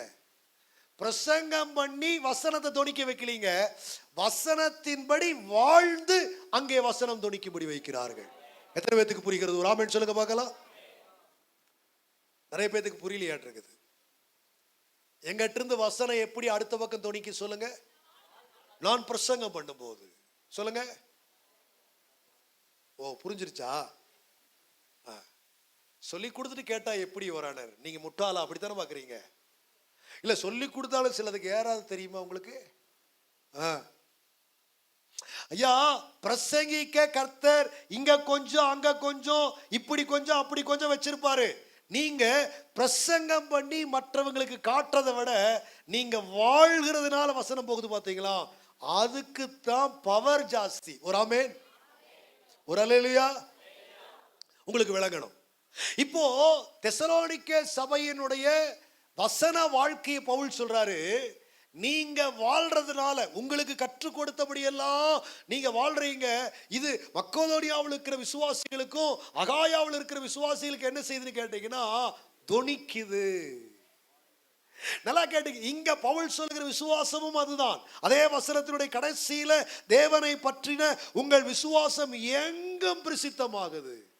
உங்களை அடிச்சுக்கவே முடியாது, உங்களை யாரும் தோற்கடிக்கவே முடியாது. நீங்க அவ்வளவு சிறந்த இடத்துல இருக்கிறீங்க அப்படின்னு ஒரு அற்புதமான சாட்சியை தெசலோனிக்கே சபைக்கு பவுல் கொடுக்கிறார், உங்களுக்கு விளங்குவதாக. என் அன்பு தேவ பிள்ளைகளை நல்லா கவனிங்க. இங்கே சொல்லப்படுற வசனம் அங்க தொனிக்குது அப்படிங்கிறதற்கும் தேவனை பற்றின உங்கள் விசுவாசம் அப்படிங்கிறதற்கும் ஏறக்குறைய கருத்து ஒண்ணுதான். அது என்ன கருத்துன்னு கேட்டீங்கன்னா, உங்களுக்கு போதிச்ச வசனங்களின்படி நீங்க வாழ்றீங்க, அதுதான் அந்த விசுவாசம். ஒரு ஆமென். இப்போ நிறைய பேர் பாருங்களேன், 2 சபை மக்கள் பேசிக்கும் போதெல்லாம் நீங்க என்ன கேள்விப்படுவீங்கன்னா, உபதேச ரீதியா கான்ட்ரவர்சியா தான் என்ன செய்வீங்க, பேசிக்கிறத பார்ப்பீங்க.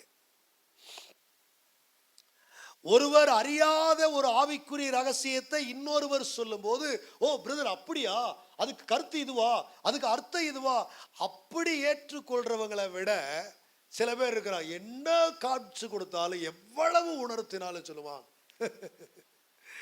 எங்க பாஸ்டர் சொல்லி இருக்கிறாரு, இப்படிப்பட்ட கள்ள கிறிஸ்துகள் எல்லாம் வருவாங்க, நுழைஞ்சிருக்கிறாங்கன்னு சொல்லி இருக்கிறாரு. நூதனமான பிரசங்கத்தை எல்லாம் நூதனமே அல்ல, உண்மையான சத்தியம் அது. என் அன்பு தேவ பிள்ளைகளே, நான் சொல்றது உங்களுக்கு விளங்கட்டும், உங்களுக்கு புரியட்டும். பவுல் கூட இந்த விசுவாசம் சொன்னாரு, நல்ல போராட்டத்தை போராடின, என்னுடைய ஓட்டத்தை முடிச்சுட்டேன், விசுவாசத்தை. பவுல் சொன்ன விசுவாசம் எது தெரியுமா? நீங்களும் நானும் ஆண்டவரை நம்புறேன்னு சொல்ற விசுவாசம் அல்ல, வசனத்தின்படி தான் வாழ்ந்த வாழ்க்கையை பற்றி விசுவாசம் என்று சொல்றார்.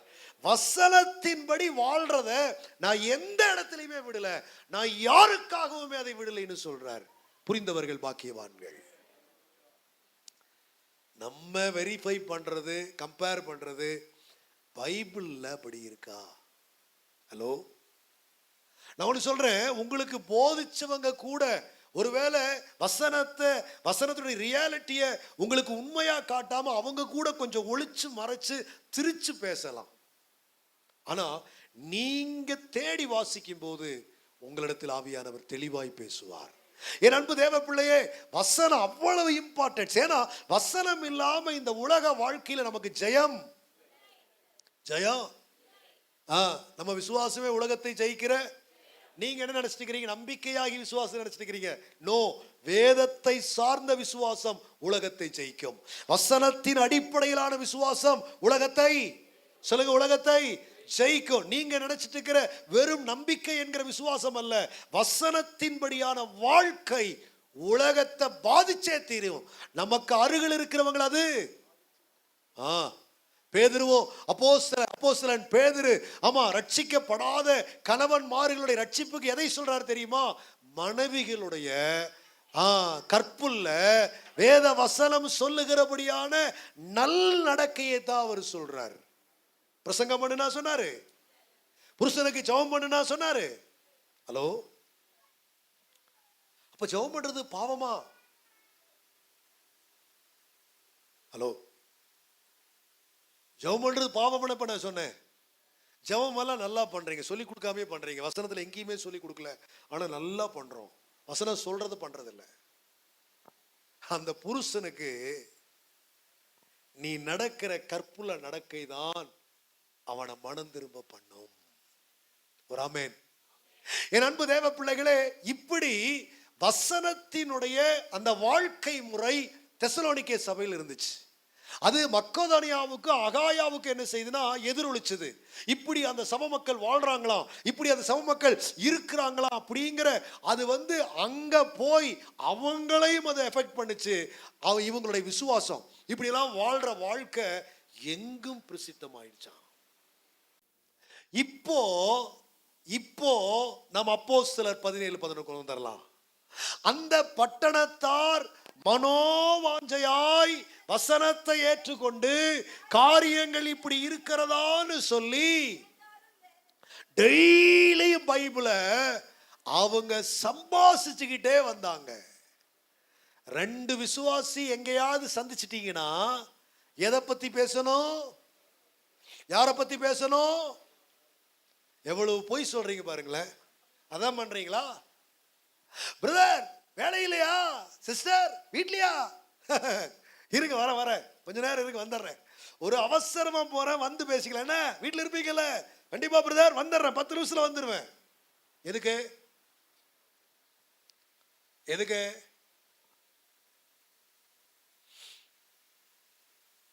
அதெல்லாம் எப்படி சொல்றதுயா? என் அன்பு தேவ பிள்ளையே, நாம என்ன செய்கிறோம்? 2 விசுவாசிக 4 விசுவாசிக ஒரு லீவு நாள்ல ஒரு ஊருக்குள்ள ஒரு 3 முக்கு ரோட்ல 4 முக்கு ரோட்ல ஒரு தெருவில் அக்கம் பக்கத்துல பார்க்கும் போது விசுவாசிகள் என்ன பொதுவா செய்கிறார்கள்? என் அன்பு தேவ பிள்ளையே, நீங்க நல்லா கவனிச்சுக்குங்க. நம்மள நிறைய பேர் வேதம் காட்டாத அநாகரிகமான காரியங்களை பேசிக் கொண்டிருக்கிறோம். பைபிள் சொல்லுது, 2 விசுவாசிகள் சந்திக்கும் போது வசனத்தை பற்றி என்ன செய்யணும், பேசணும். ஆமென். எங்க ஆதி சபையினுடைய எழுப்புதலுக்கு ரொம்ப காரணங்க. எங்க பார்த்தாலும் வசனத்தை பேசிக்கிட்டே இருந்தார்கள். நான் ஆப்பிரிக்க தேசங்கள்ல பயணம் பண்ணி பார்த்திருக்கிற ஊழியத்திற்காக எங்க போனாலும் கிறிஸ்தவர்கள் பைபிளை வச்சு படிச்சுக்கிட்டு இருக்கிறான், பைபிளை வாசித்துட்டு இருக்கிறான். ஏர்போர்ட்ல, போலீஸ் ஸ்டேஷன்ல, ரோட்ல, கடைகள்ல எங்க பார்த்தாலும் பைபிள் திறந்திருக்குது, படிச்சுட்டு உட்கார்ந்து இருக்கிறான். விசேஷமா கென்யா, உகாண்டாவுக்கெல்லாம் நான் போகும்போது ஆசைப்பட்டேன், ஆண்டவரே எங்கள் தேசமும் இப்படி மாறணுமே. எங்க தேசத்தின் அதிகாரிகளும் வேதத்தை எங்கு பார்த்தாலும் வாசிக்கிற ஒரு காலம், சொல்லுங்க, காலம் வரணுமே. கந்தாகே என்பவனுடைய மந்திரியை பார்க்கிறோமே, வேதத்தை வாசித்து தானே போயிட்டு இருந்தான். ஒரு ஆமேன் சொல்லுங்க பார்க்கலாம்.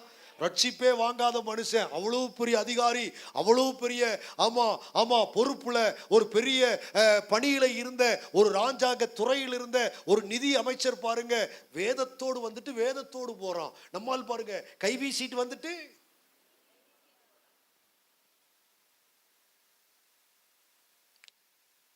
கேட்டா நம்மால் செல்போன் எடுத்து காட்டுறாரு. எல்லாம் இதுக்குள்ள சார், எவ்ரிதிங் இஸ் எல்லாம். உங்களுக்கு என்ன லாங்குவேஜ் வேணும்? இங்கிலீஷ், ஹிந்தி, மலையாளம், தெலுங்கு, கமெண்ட்ரி வேணுமா? பாஸ்வேர்டு மிஸ் பண்ண வசனம் இருக்குது, காட்டுமா? இதை கூட கொஞ்சம் எடுத்திருந்தாருன்னா நல்லா இருந்திருக்கும். உங்களுக்கு என்ன வேணும்? எல்லாம் பார்த்துக்கலாம் பிரதர்.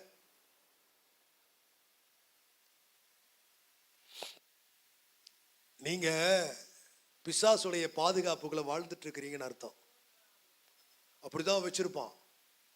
வேதத்தை கொண்டு வராதுக்கு ஒரு ரீசன், ஒழுங்கா சர்ச்சுக்கு வராததுக்கு ஒரு ரீசன், லேட்டா வந்ததற்கு சொல்லுங்க ஒரு ரீசன், கர்த்தருடைய பந்தியை விட்டதற்கு ஒரு ரீசன், காணிக்க போடாததற்கு, தசமபாகம் செலுத்தாததற்கு, சபையினுடைய ஊழியங்களை தாங்காததற்கு, பரிசுத்தவான்களுடைய குறைவில் அவங்களுக்கு உதவி செய்யாததற்கு. என் அன்பு தேவ பிள்ளையே நல்லா கவனிங்க, பெராயா பட்டணத்தார் விடுற மாதிரியே கிடையாது.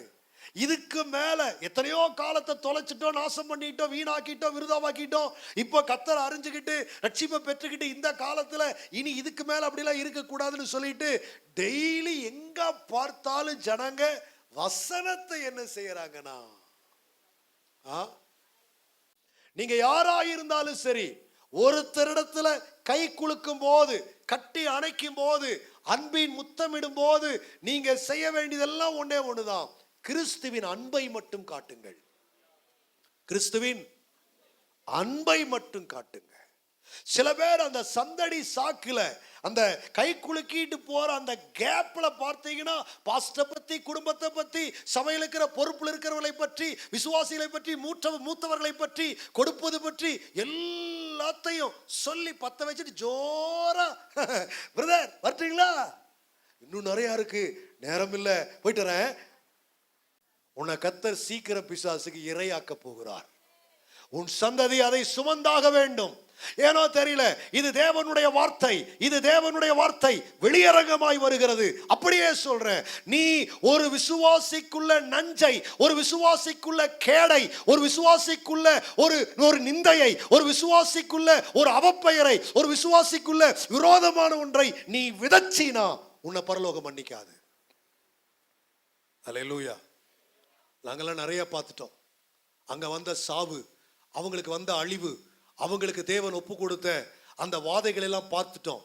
சில பேர்த்த கொன்னே போட்டார், சில பேரை தட்டி எந்திரிக்க முடியாத அளவுக்கு வச்சிருக்கிறார், சில பேர்த்த படுக்கைக்கு இரையாக்கிட்டார், சில பேர்த்த பாதாளத்துக்கு இரையாகி கொடுத்துட்டார். அல்லேலூயா. விசுவாசியே, நம்ம சந்திக்கும் போது நம்ம பக்தி என்ன ஆகணும்? விருத்தி ஆகணும். எல்லாம் சொல்லுங்க, நம்ம பக்தி விருத்தி ஆகணும். உங்களுக்கு ஒன்று சொல்லட்டுமா? நீங்க நல்ல பரிசுத்தாவியை பெற்றிருந்தீங்கன்னா உங்களுக்கு கரம் கொடுக்கிறவன் யாருன்னு உங்களுக்கு தெரியும். உங்களை விசாரிக்கிறவன் யாருங்கிறது உங்களுக்கு. இன்னைக்கு சபைக்கு அந்த அவேர்னஸ் இல்லை. இன்றைக்கு சபைக்கு அந்த அவேர்னஸ் இல்லைங்க. என் அன்பு தேவ பிள்ளைகளே நல்லா கவனிச்சுக்குங்க. செர்கியூ பவுல எலிமா திருப்பணம் பார்த்தீங்களா? அப்போ பவுலுக்கு ஒரு வெளிப்பாடு வருது. என்ன வெளிப்பாடு வருது? எல்லா கபடும் பொல்லாங்கும் நிறைந்தவனே, பிசாசின் மகனே. வந்துச்சா? வந்துச்சா? சத்தியத்துக்கு பகைஞரே வந்துச்சா? இது எங்கிருந்து வந்துச்சு? நானே அந்த எளிமாவுக்காக ஜெபம் பண்ணி பார்க்கிறேன். தேவையே இல்லை, மூஞ்சி பார்த்தாவே தெரியும் இது மொச பிடிக்குமா என்னன்னு. என் அன்பு தேவ பிள்ளைகளே, நல்லா கவனிங்க. பெராயாவில் என்ன இருந்துச்சுன்னு கேட்டீங்கன்னா, டெய்லி வசனம். எங்க பாருங்க, ஜனங்க வசனத்தை டிஸ்கஸ் பண்ணிட்டு இருப்பாங்க. அல்லேலூயா. எதை பற்றி பேசிக்குவாங்க? 2 பேர் 3 பேர் எங்காச்சும் மரத்தடியிலையோ வீட்டு வாசல்லையோ வீட்டுக்குள்ளேயோ வெளியவோ எங்க கூடுனாலும் பாருங்க, அங்க. என் அன்பு தேவ பிள்ளையே, நல்லா கவனிச்சுக்குங்க. உங்களை அப்படி இப்படி இம்சை பண்ணி செய்வியா செய்வியா செய்வியா, பண்ணுவியா பண்ணுவியா, போவையா போவையா, அப்படிலாம் போட்டு போட்டு கொட்டி கொட்டியெல்லாம் கர்த்தர் நடத்த மாட்டார். பண்றவனை பார்த்து சொல்றாரு, இன்னும் பண்ணுறாசா, பத்தாது. ஹலோ, அக்கிரம செய்றியா? ஆனா என்ன சொல்றாரு? ஏ பாவி சண்டாளா, மனம் திரும்ப அப்படின்னாரா? பத்துலப்பா, இன்னும் பண்ணுப்பா. சிலர் சொல்ல, ஐயோ ஆண்டவரே நான் எவ்வளவு நீதியா இருக்கிறேன்னு தெரியுமா? ஆண்டவர் சொல்றார், பத்தாது ராஜா. 2 சாரருக்கு அதைத்தான் வச்சிருக்கிறார், போதும்ங்கிற வார்த்தையே. அப்போ எவ்வளவு விழிப்பாய் உணர்வோடு தெளிவோடு நாம் இந்த உலகத்துல நம்ம நாட்களிலே எல்லாரும் சொல்லுங்க வாழ வேண்டும். என் அன்பு தேவ பிள்ளையே, பெராயா பட்டணத்தார் இப்படி வாழ்ந்ததுனால பைபிள் சொல்லுது, கொஞ்ச நேரத்துக்கு முன்னாடி தியானிச்சோமே, தெசலோனிக்கே பட்டணத்தில் இருந்த அப்படிப்பட்ட விசுவாசிகளை விட என்ன சாட்சி. சபைகள் எல்லாம் போட்டி போட்டுட்டு வளரணும். எதுல? கட்டடத்தில் அல்ல, கம்யூனிட்டியில் அல்ல. புரியுதா உங்களுக்கு? சபையினுடைய இந்த செட்டப்ல அல்ல. எதுல வளரணும்னா, வேத வசனத்தின்படியான வாழ்க்கை முறை என்று சொல்லப்படுற விசுவாசத்துல போட்டி போட்டு வளரணும். அல்லேலூயா.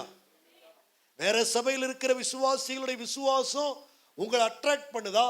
அவங்க விசுவாசம் உங்களுக்கு ஆச்சரியமா இருக்கா? அவங்க விசுவாசம் உங்களுக்கு கொஞ்சம் யோசிக்க வைக்குதா? அப்ப நீங்க எதை பின்பற்றணும்?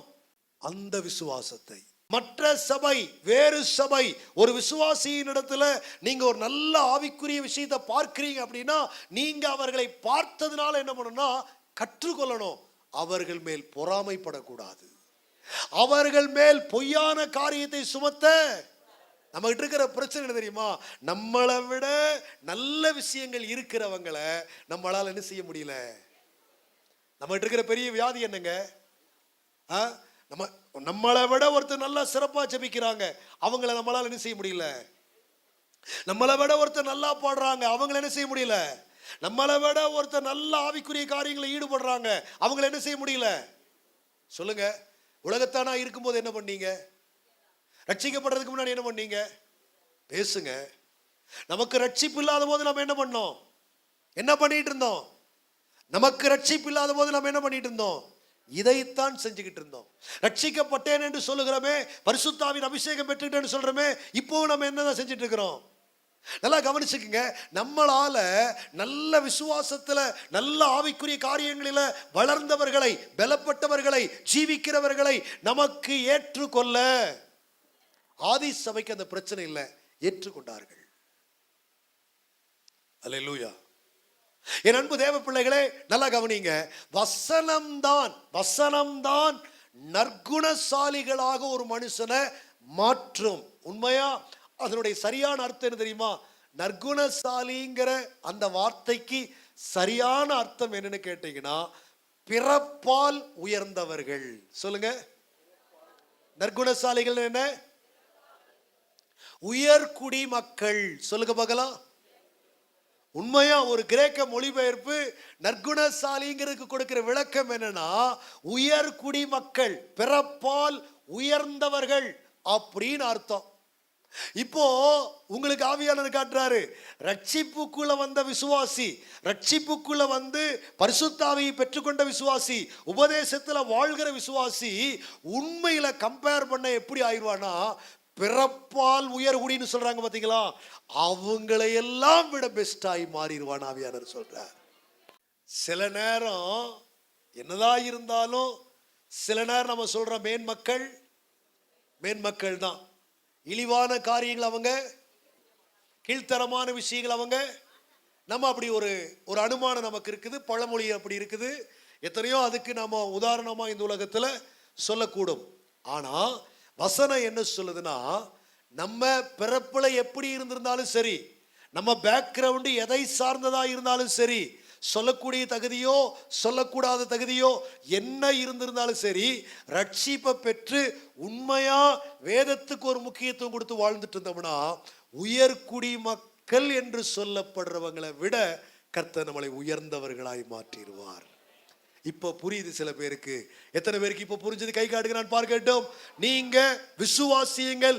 என் அன்பு தேவனுடைய பிள்ளைகளே, உங்களுடைய வாழ்க்கை முறையை, உங்களுடைய ஜீவியத்தை, உங்களுடைய கேரக்டரை, உங்களுடைய ஆக்டிவிட்டீஸை இந்த உலகம் அப்படி திரும்பி பார்க்கிற மாதிரி கர்த்தர் உங்களை என்ன செஞ்சிருவார்னா உயர்த்தி விடுவார்.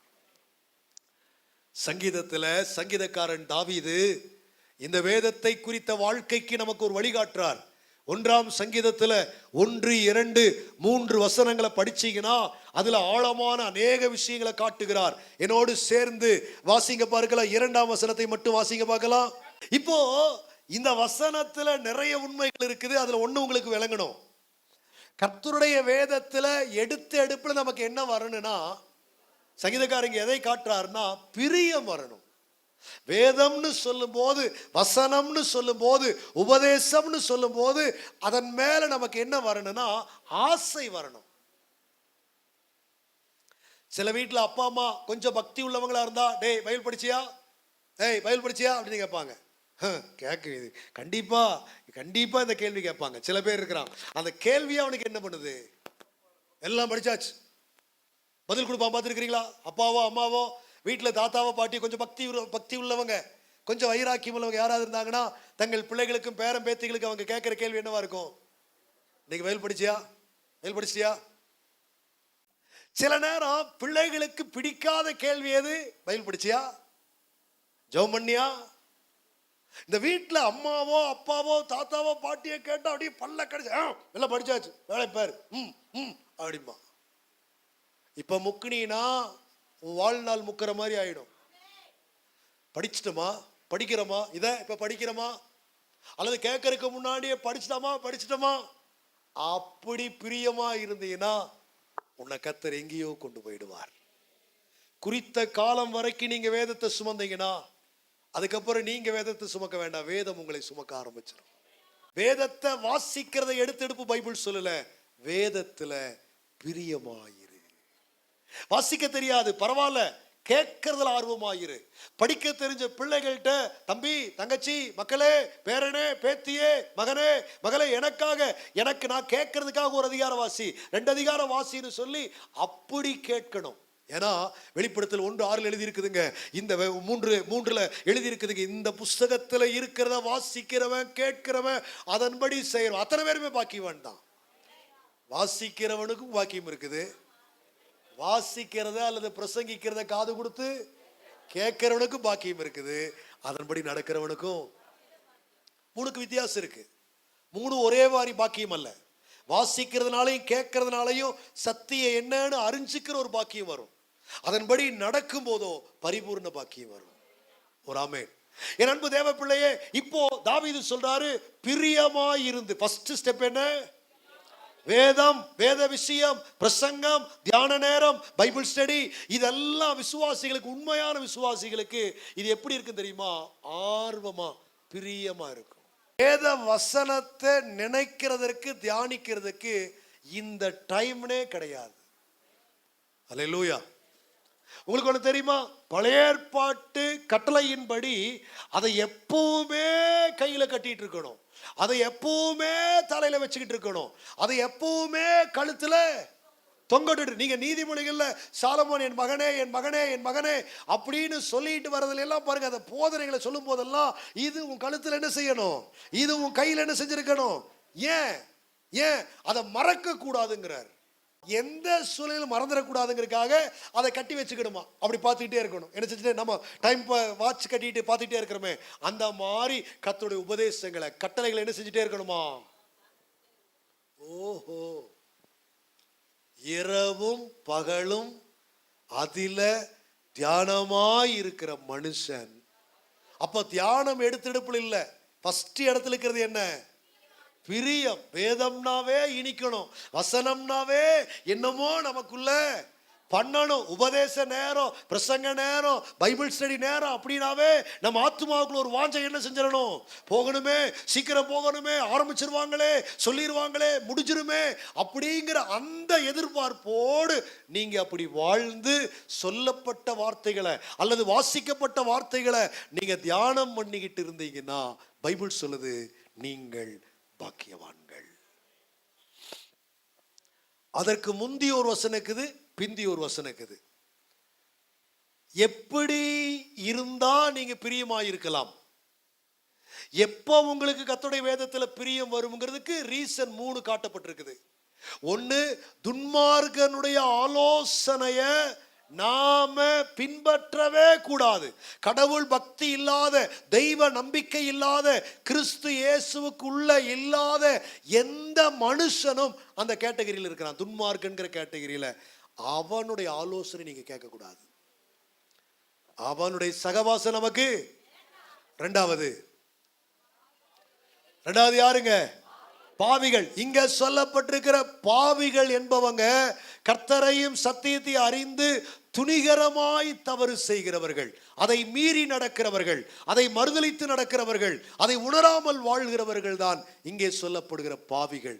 அவங்களுடைய வாழ்க்கையை நீங்க பின்பற்ற கூடாது. வசனம் அவனுக்கு நல்லா தெரியும், சத்தியம் அவனுக்கு.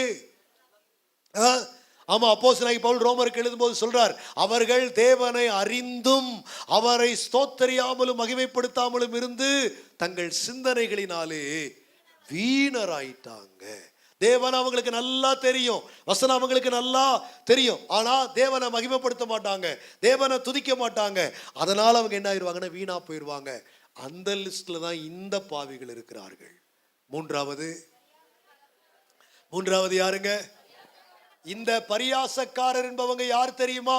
யூதா அப்போஸ்தலன் காட்டுகிறபடி தங்களுடைய துன்மார்க்கமான இச்சைகளிலே நடக்கிறவர்கள், துன்மார்க்கமான இச்சைகளின்படி நடக்கிறவர்கள் தான் இங்கே சொல்லப்பட்டிருக்கிற பரிகாசக்காரர்கள். இவர்களை நீங்க கொஞ்சம் அறியணும்னு சொன்னா யூதா நிருபம் 1ஆம் அதிகாரத்துல 18ஆம் வசனத்தை படிச்சீங்கன்னா அங்க எழுதி இருக்குது, துன்மார்க்கமான, வாசிக்க வேண்டாம், துன்மார்க்கமான இச்சைகளின்படி நடக்கிற பரியாசக்காரர். அவங்க யாருன்னா கேலி பண்றவங்க நீங்க நினைச்சிட்டு இருக்கிறீங்க. நெவர். இச்சைகளின்படி வாழ்றவங்க, மனசுல நினைக்கிறபடி எல்லாம் செஞ்சுக்கிட்டே இருப்பாங்க, அவங்களுக்கு தோன்ற ஆசை விருப்பங்களுக்கு அப்படி கட்டுப்பட்டு நடந்துட்டு இருப்பாங்க. அவங்க தான் பரியாசக்காரர். அவங்களை எல்லாம் நீங்க என்ன செய்யணும்? தள்ளிடணும். நம்ம வேத விஷயத்துல யார் இருக்கக்கூடாது? துன்மார்க்கன் இருக்கக்கூடாது, பாவிகள் இருக்கக்கூடாது. ஓகே, அதுதான் நிபந்தனை, அதுதான் வேதத்துக்கான நிபந்தனை. அப்படி நீங்க செஞ்சு வேதத்துக்குள்ள வந்துட்டீங்கன்னு வச்சுக்கீங்களேன், அதுக்கப்புறம் 3ஆம் வசனம் சொல்ற அந்த ஆசீர்வாதத்தை பாருங்க பார்க்கலாம் வேகமா. உங்களை கர்த்தர் எங்க வைக்கிறாருன்னா நீர்க்கால்களின் ஓரம். ஆமா, எவர் கிரீன், என என்றைக்கும் செழிப்பாய் இருப்பதற்கான ஆதாரம் எங்க வைப்பார் ஆண்டவர்? நீர்க்கால்களின் ஓரத்துல வைப்பார். இரண்டாவது, ஆமா, டைம்லி, அந்த டைம்ல ஃப்ரூட்ஃபுல், அந்த டைம்ல நீங்க எதை செய்யணுமோ அந்த நேரத்துல நமக்கு என்ன கனியோ என்ன ஆசீர்வாதமோ அதுல கர்த்தர் அவங்களை வைப்பார். மூன்றாவது, இலை உதிராது இருக்கிற மரம், செழிப்பு, பிராஸ்பரிட்டி, ஆவிக்குரிய அந்த அந்தஸ்தை கர்த்தர் அந்த ஜனங்களுக்கு என்ன செய்வார்னா தருவார். அல்லேலூயா. இது சாதாரண நினைக்கிறதுக்கும் தியானிக்கிறதுக்குமே இவ்வளவு பெருசா தெரியுதே, நீங்க வாழ்ந்து பாருங்க, அதை கர்த்தர் நமக்கு என்ன செய்வார்னா கச்சிதமா தருவார். நீர்க்கால்களின் ஓரமாய் நடப்பட்டு தந்து இலை உதிராது இருக்கிற மரத்தை போல் இருப்பார். அதுக்கு அப்புறம் பாத்தீங்களா, நம்ம இதெல்லாம் விட்டுட்டு சொல்லுவோம், அவள் செய்வதெல்லாம் வாய்க்கும் என்றீரே, நான் செய்வதை வாய்க்க பண்ணும் ஆண்டவரே, நியூ பிஸ்னஸ் ஆரம்பிக்கிறேன், நியூவா அங்க படிக்க போறேன், நியூவா நான் செய்ய போறேன், ஒன்றும் வாய்க்காது. அதுக்கு முன்னாடி அதுக்கு முன்னாடி ஒண்ணு இருக்குது. என்ன? 1ஆம் வசனம். இல்ல நான் அதுக்கு வரல. 1ஆம் வசனம், அதுக்கப்புறம் 2ஆம் வசனம், அதுக்கப்புறம் 3ஆம் வசனத்துல முந்தி சொல்லப்பட்ட 3 இதெல்லாம் வந்துருச்சுன்னா அப்ப வாய்க்கும். அப்ப உங்களுக்கு இது அனுபவமாய் மாறிடும். உங்க கவனத்துல ஒரு வசனத்தோடு நீங்க போகணும். இன்னைக்கு இந்த வாழ்க்கை சும்மா வராது. எல்லாம் கேட்டுட்டீங்க, நிறைய பார்த்துட்டோம். இந்த குறித்த கர்த்தர் உங்களுக்கு எதை சொல்ல சொன்னாரோ அதை அப்படியே சொல்லிட்டு வந்துட்டேன். அதற்கு உங்களுக்கு ஒரு வெளி காண்பிக்க விரும்புகிறார். என்னோடு சேர்ந்து எஸ்ரா புஸ்தகம் கையில தான் வச்சிருக்கிறீங்க, நான் நம்புறேன். எஸ்ரா புஸ்தகம் 7ஆம் அதிகாரம் 10ஆம் வசனத்தை வாசிங்க பார்க்கலாம். இந்த வசனத்துல ஒரு வார்த்தை ஆவியானவர் உங்க வாழ்க்கையில நடைமுறைப்படுத்த காட்ட சொல்றார். அது என்ன அப்படின்னா, எஸ்ரா தன் இருதயத்தை பக்குவப்படுத்தி இருந்தார். எல்லாரும் கவனிங்க. 3 நோக்கம் அதுக்குள்ள இருக்கு. 1, வேதத்தை ஆராய்ச்சி பண்ணணும். 2வது, அதன்படி செய்யணும்.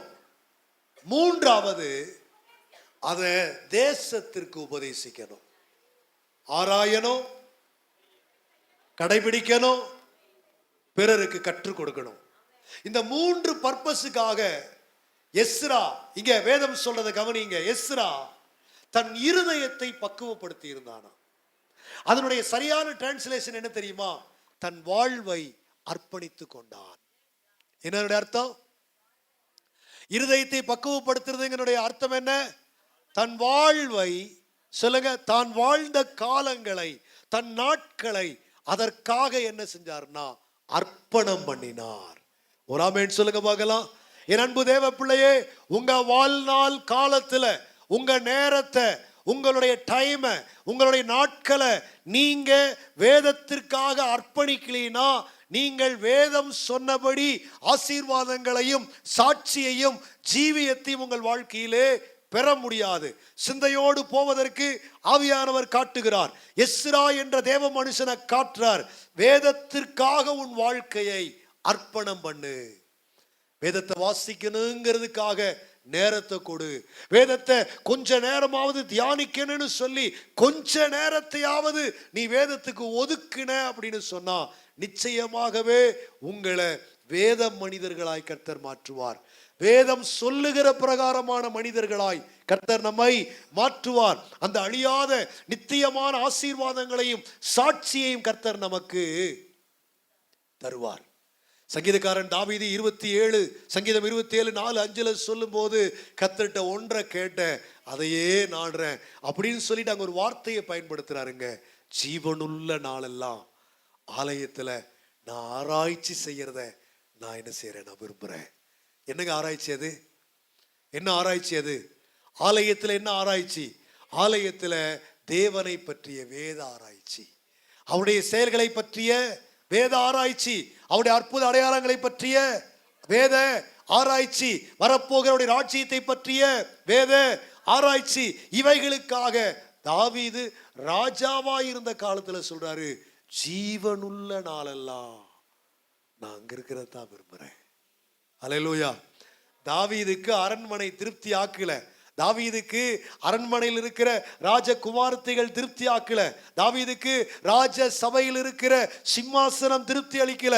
தாவீதுக்கு இவருடைய கட்டளையை கேட்டு செயல்படுகிற லட்சக்கணக்கான போர் வீரர்கள் திருப்தி ஆக்கல.